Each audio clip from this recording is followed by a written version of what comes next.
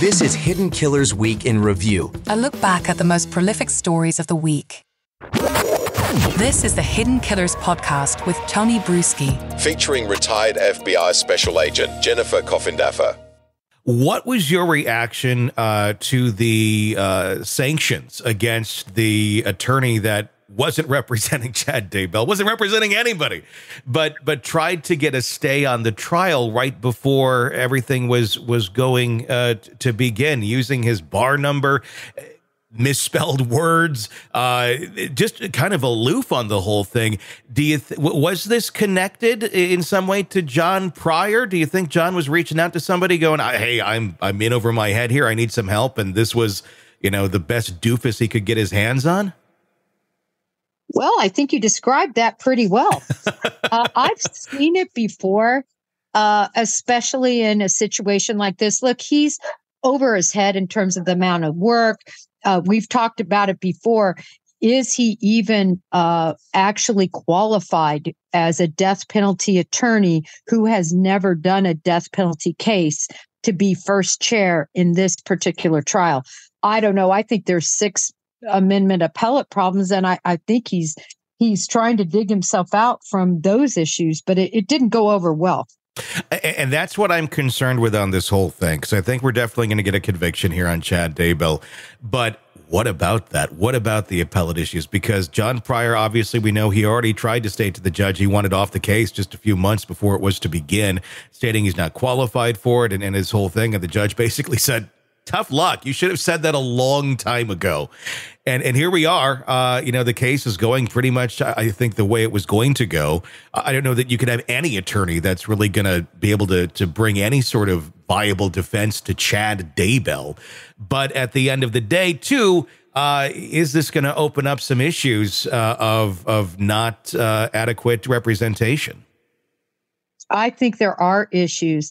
I don't think that he has adequate representation, not because of John Pryor's or because of Attorney Pryor's abilities, but rather, Tony, because there are all these other things that you have to have. You have to have support. You have to be death penalty qualified from the standpoint of having a trial under your belt before you are lead. Mm-hmm. And I think there's going to be all sorts of appellate issues, I'm afraid. Do you think we're going to see another round of the Chad Daybell trial in a year or two because of all of these things? Essentially just a part two with the same cast and really the same script for the most part? You heard it here first. Yeah. Yeah, I think we will. I don't know if it'll be a year or two, because I think it's going to take longer than that, possibly for the appellate issues. But I think they're going to have a Sixth Amendment appellate relief, and I think we're going to see round two. If we do get a conviction here, and then obviously death is on the table, how much do you think the LDS influence in this community? I believe it's like 96% of the population there is LDS, in terms of them coming to grips and making a choice of saying, yes, he should be put to death for what he's done? Or are we going to see kind of, you know, it's not the, you know, the Jesus-y thing to do?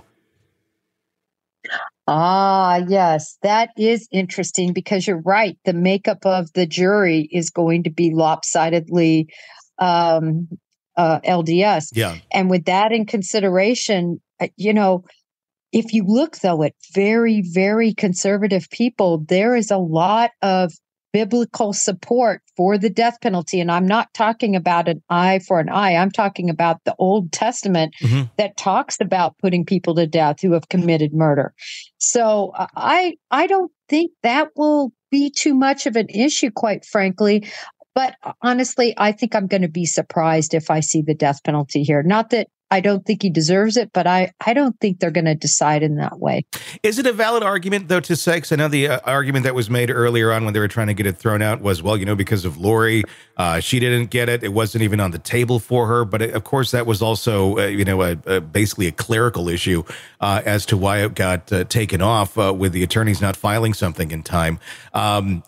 Should that even come into consideration? Because Lori didn't get it, he shouldn't get it. I don't know that that's really valid here when we're talking about two children and a wife and God knows who else that ended up having their lives taken away because of these two. Tony, I think that could be argued, even though, as you say, one was a sanction because of discovery, and then it's not on the table now because they charged her with conspiracy as opposed to first-degree murder. So because of that, she's not going to face the death penalty. And on the premise of all of that is, though, for like actions, should one get or death when the other person didn't? I think it's going to come into play. I really do. I think a great sentence would be, let's just put these two on an island and make a reality show. And don't let them hurt anybody else but themselves. And then we can watch it. I would watch. I think everybody would watch. It'd be very entertaining as they try to start a cult with just the two of them. When there's nobody else to be there. That could be entertaining.